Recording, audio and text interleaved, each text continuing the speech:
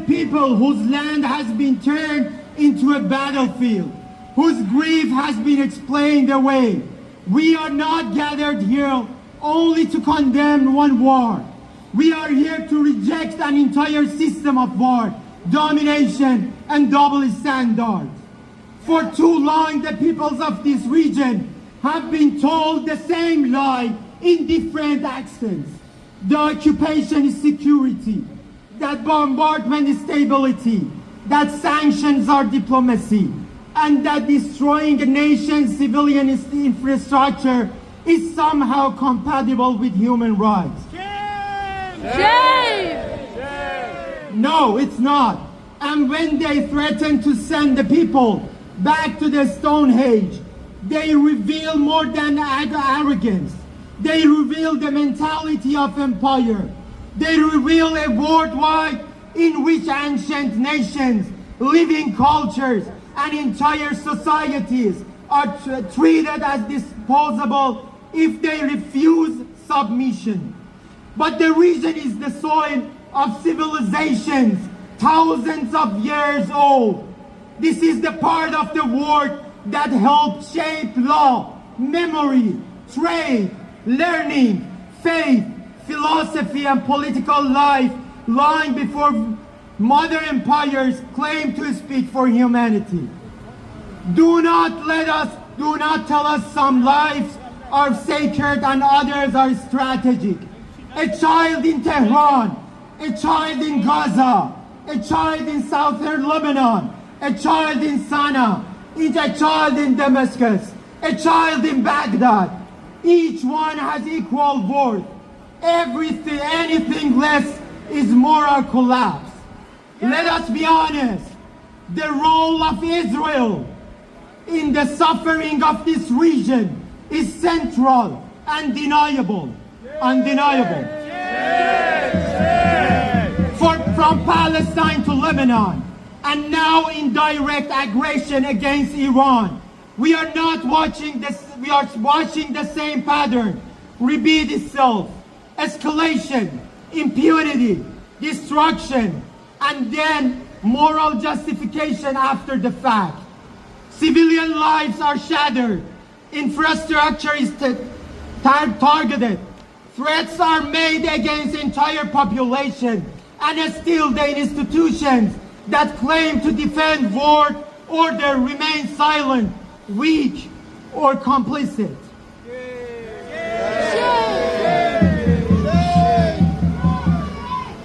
So we need a different future, one built on dignity, sovereignty, equality of human worth, and non-interference. The affairs of our countries must belong to our peoples, not to foreign armies, foreign intelligence services, or governments that treat our region as permanently available for manipulation. And let us say one more difficult truth. There can be no real future for this region while some governments in the Gulf prepare audience to the Western power over solidarity with their own neighbors and fellow Muslims. Empires are not eternal. They rise through labor, wealth, and sacrifice. They grow through confidence and power, but they decay when arrogance replaces wisdom, when domination replaces justice, and when those who claim to lead the world become engines of war. That is the lesson of history, and it is being written again before our eyes. This region has never been empty of courage. It has always produced people who stood up when power believed the resistance was finished. So today, let this be heard clearly.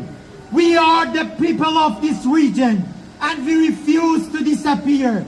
We refuse to be divided forever. We refuse to accept permanent occupation. We demand the full withdrawal of foreign military domination from our lands. We demand one standard of law for all. We demand accountability for war crimes. We demand that Israel and US be held to the same legal standards imposed on everyone else. And we demand a future in which the nations of the Middle East stand together as equal, sovereign, dignified, and free. Let my final words be these. This is the voice of a rising region, the voice of peoples whose blood has been shed for too long by empire, aggression, and Zionism. The voice of brave men and fearless women from Iran, Palestine, Lebanon, Iraq, Yemen, and Syria. This is a region with memory, a region with roots, a region that existed before empire and will remain after empire. We are awake, we are united, and we say to every occupier, every aggressor, and every power that feeds on our suffering, our lands are not yours, our future is not yours, and our peoples will not kneel. The Middle East will stand, will speak, and will rise together for dignity, peace, and justice. Long live Iran!